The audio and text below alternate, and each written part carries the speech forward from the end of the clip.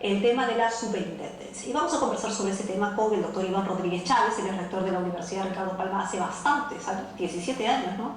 Así es. Muy buenos días, bienvenido. Muy buenos días, gracias por la invitación. Sin duda que el tema universitario es de interés general y eso está muy bien. Lo que la sociedad debe saber es que no solo debe conocer sobre universidad, sino que tiene que comenzar a querer. Los que defendemos la autonomía no estamos de acuerdo con las desviaciones, con lo que se desvirtúa en el camino. Pero lo que debemos de decir que a la fecha, tal como está la legislación universitaria, existen los órganos, existen los procedimientos para corregir todo eso, ¿no? Y no solamente implica la propia universidad. Yo puedo decirle de modo directo por la experiencia como 7 años de presidente de la Asamblea, que también implica a el Poder Judicial.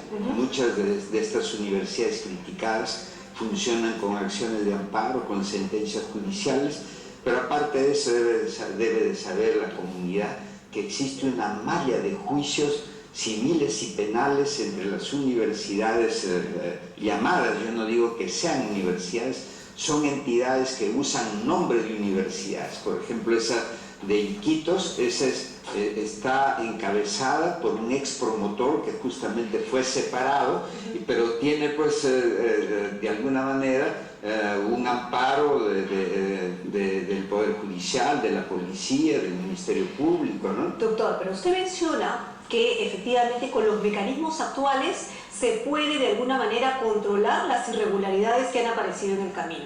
Sin embargo, no se hacen, y usted mismo está mencionando que hay problemas con la policía, que hay problemas con el Poder Judicial. Entonces, el sistema, y hay universidades que no deberían funcionar, ¿no es cierto?, que hay gente que está usurpando nombres. Entonces, el sistema existente en estos momentos está permitiendo todas estas irregularidades. Entonces, ¿no sería válido cambiarlos, o modificarlos, o ajustarlos? Bueno, la superintendencia que se plantea no va a ser la solución de los problemas. La solución está en fortalecer los órganos. La Asamblea Nacional de Rectores fue despojada de sus funciones a lo largo del camino y se fueron creando. Cuando yo he sido presidente y estábamos regularizando todo lo que correspondía a las filiales, pues salió la ley, le quitó esa atribución a la Asamblea, le dio al CONAJU y por supuesto que también liquidaron al CONAJU. Entonces, en una oportunidad que me llaman al Congreso de la República, le dije, señor, en eso me dijeron, ¿qué hace usted? Le dije, nada. ¿Y por qué? Porque no tenemos las atribuciones, y un funcionario público como es el presidente de la Asamblea, si se incurre o incursiona en acciones que no están dentro de su competencia, tranquilamente termina preso. Entonces, lo que pasa es que el Congreso es el primer responsable, porque es el primero que da las leyes sin conocimiento, sin detención, sin la reflexión adecuada. Todas las veces que yo he sido presidente, a mí me han llamado, le decía, señores, no puede ser que hagan esto, que primero facultan para que las universidades pongan filiales, a los 5 años se están otra vez dando la ley prohibiendo eso. Entonces, ¿quién ha creado el desorden en todo lo que es la educación superior? Entonces, ¿por qué no empezar a ordenar, digamos, el desorden que se hizo en algún momento? ¿Cómo es posible, ¿no es cierto?, que existan universidades que funcionen sobre un chifa, que no tendría nada de malo, porque si nos vamos a épocas anteriores, en algún momento San Marcos, Cayetano, Heredia y todas las universidades que ahora tienen muchísimos años funcionaron en 2 aulas, porque así empiezan todas las universidades. Pero el tema de fondo es la calidad, ¿no es cierto? Entonces, cuando hablábamos con el presidente de la Asamblea Nacional de Rectores, decía, eso es mentira, Daniel Mora miente, eso es mentira, pero sin embargo eso es lo que vemos en el informe, y eso es una realidad. Pareciera que la ANR no quiere ver algunas cosas. Bueno, yo no puedo hablar a nombre de la Asamblea de Rectores, soy miembro de un pleno, pero tengo la experiencia y el conocimiento para decirle que cuando se acciona dentro de las competencias que tenemos, indudablemente de inmediato va a haber una mediación judicial, porque inmediatamente judicializan las personas. Por ejemplo, de una universidad se presentaban como universidad que no eran, y eso sí estafa, y la persona que encabezaba eso terminó como 4 años preso. Pero yo no sé qué mecanismos usan que en una determinada oportunidad, no con este congreso, sino con un congreso anterior, resultaron organizando actividades oficiales en el Congreso. Por eso. Pero entonces inmediatamente fui, les hice saber y se desactivó todo. Por eso. Entonces tienen una capacidad de filtración que no es necesario una reorganización en la ley universitaria precisamente para evitar que esto suceda. Mire, yo le doy la fórmula, no debo de hacerlo porque soy ciudadano, soy rector, no soy abogado del Congreso de la República ni de nada, pero yo le digo lo siguiente. Existen los mecanismos. ¿Qué debe hacer el gobierno? ¿Quiere mejorar? ¿Por qué va a destruir las buenas universidades? Esto es una ley que destruye a las buenas universidades. ¿Pero qué es ser buena universidad? Bueno, las que salvan el honor del país, porque fíjense, nosotros tenemos no solo egresados, tenemos alumnos en las mejores universidades del mundo. ¿Cuál es su propuesta entonces? La porque propuesta sería discriminatoria. Primero, fíjense, que el Estado, para corregir esto, no siempre son cuestiones punitivas, son cuestiones dolosas, sino lo que falta es que el Estado, a través del Congreso, el Congreso diga, señor, vengan ustedes acá, ¿por qué están en esta situación? Como la Universidad de Moquegua.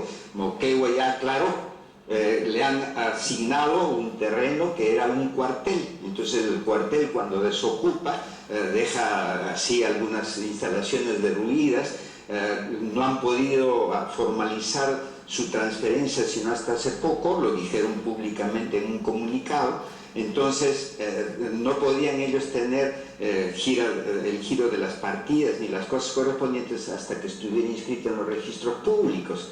Entonces lo que tenemos que saber es que aún las pocas universidades del país que tienen canon tampoco es de libre disposición, entonces no pueden decir esta Universidad de Moquegua tiene miles de dólares por alumno, porque eso no es verdad, porque la ley está limitando. Pero además de eso tienen el SIAP, tienen el SNIP y en lo público no se puede gastar. Entonces, ¿qué debe ser? Fundamentalmente es que digan, señores, a ver cuáles son sus problemas y le ayudamos a resolver.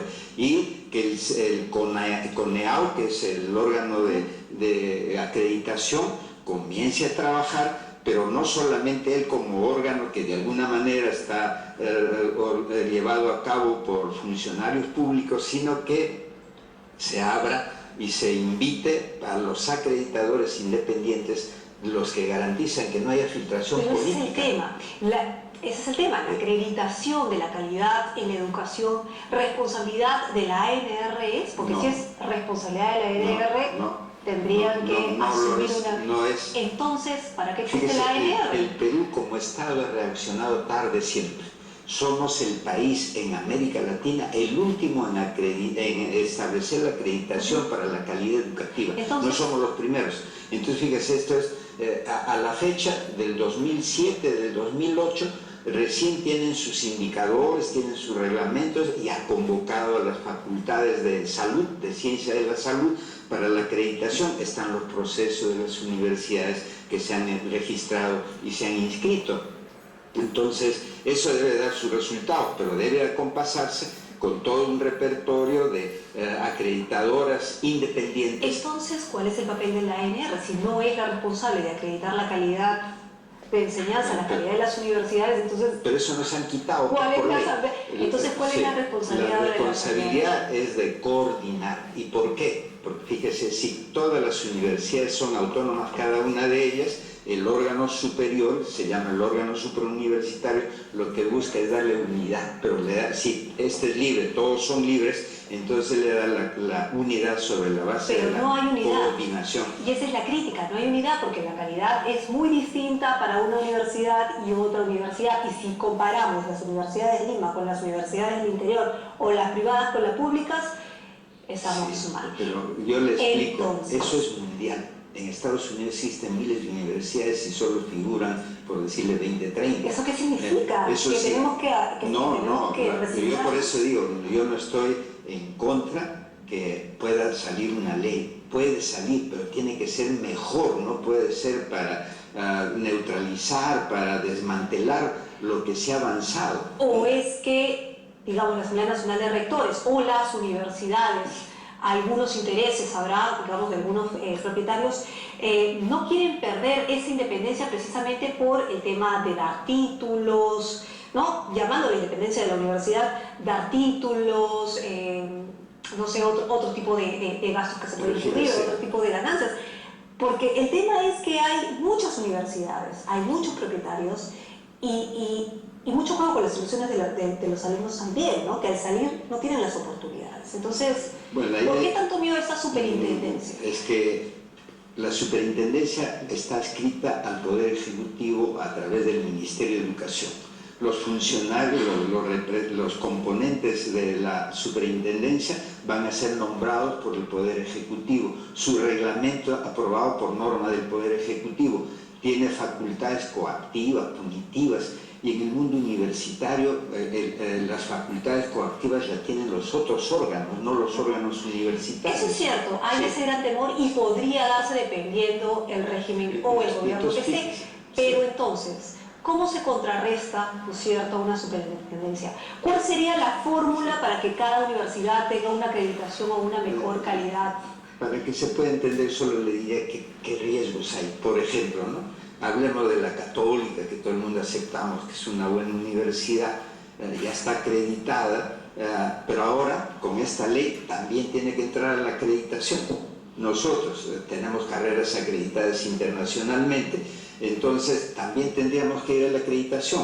Ya tenemos autorizaciones de convalidar, de revalidar y todo, a través de nuevo a pedir autorización. Entonces ahí viene la filtración política, a esta le doy, a esta no le doy. Esta superintendencia también va a determinar en conflictos de autoridades quién es la autoridad, pero es un órgano que está adscrito al Ministerio de Educación, entonces ahí viene el problema político. Ojo, doctor Rodríguez, que también en la ANR hay decisiones políticas que se toman, ¿cierto? Cuando se protege, por ejemplo, a rectores que tienen sentencias porque están inhabilitados, ¿no es cierto?, de ejercer un cargo público y siguen enquistados en la universidad y no pueden salir. Bueno, yo lo que conozco, también le cuento que yo fui llamado al Congreso en muchas oportunidades. Una de ellas, había un rector que había sido elegido contra la ley. Entonces me dicen, oiga, ¿cómo es esto? Le dije, mire, está con una sentencia judicial. ¿Y qué hace usted? Bueno, le dije, a mí lo que me corresponde es esto, ¿no? Primero, no inscribir ninguno de los títulos firmados por él, y no se inscribe, porque el Registro Nacional de Grados y Títulos es una garantía para la sociedad peruana y para la internacional. Entonces, imagínense, ahí hacemos una filtración, no entra lo que no está de acuerdo a la ley. Pero la Cantuta acaba de tener problemas también con la es que eso es imposible hacerlo, porque evitar. No podemos hacer en una universidad un colegio de oficiales de las Fuerzas Armadas. ¿Sabe por qué? Porque es el lugar del libre pensamiento, es el lugar de las libertades. Entonces, y yo puedo explicar con esta oportunidad que me da usted, la universidad, toda universidad siempre está en la pendiente al conflicto. ¿Por qué? Porque juntamos a estamentos de generaciones distintas, los adultos con los jóvenes. Entonces solo ese hecho de la comunicación intergeneracional ya nos pone al borde del problema, del conflicto permanente. Entonces además es la cuna del liderazgo, es la cuna del pensamiento divergente, de la razón. Entonces, ¿cómo queremos decir ahora no? Ustedes van a pensar así, van a hacer esto, van a hacer lo otro. La negación de la universidad. ¿Y cómo controlamos la calidad de la educación entonces? Pero sí se puede, fíjese, se puede. ¿Por qué? Hay que fortalecer los programas de acreditación. Yo les he hablado de la fórmula hace tiempo, esto de lo que ahora le llaman la moratoria. A mí me decían, ¿cómo se arregla esto? Bueno, pues tomémonos un tiempo en que se suspende la creación, pero de estatales y de privadas. No le echemos toda la culpa a las privadas. Muy bien. Entonces, ¿quién comete el desorden? Han creado como 15 universidades en una forma precaria, nacionales. Muy bien, muchísimas gracias, doctor. Comenzamos con Iván Rodríguez Chávez, rector de la Universidad Ricardo Palma, 17 años a cargo de esa universidad. También ha sido presidente de la ANR. Bueno, difícil situación, ¿no es cierto? Ir en contra de las libertades con esta superintendencia, como lo menciona el doctor, pero ¿y cómo hacemos con el control de la calidad de la enseñanza? Bueno, seguiremos monitoreando temas sin duda. Hacemos una pausa, volvemos.